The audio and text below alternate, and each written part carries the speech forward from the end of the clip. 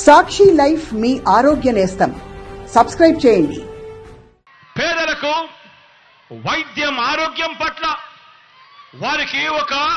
మెరుగైన ఆరోగ్యశ్రీ పథకం రావాలని, ఇవ్వాలని, ఓ ఆరోగ్య ఆశలతో ఆదుకోవాలని, ఓ 104 ఒక 108 ఫోన్ కొడితే చాలు కుయ్ కుయ్ కుయ్ అంటూ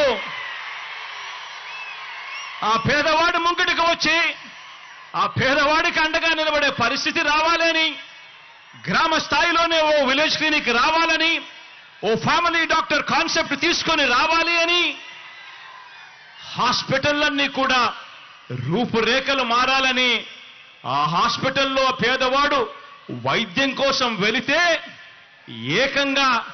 53,000 మంది డాక్టర్లను, నర్సులను హాస్పిటల్లో రిక్రూట్ చేయాలి అని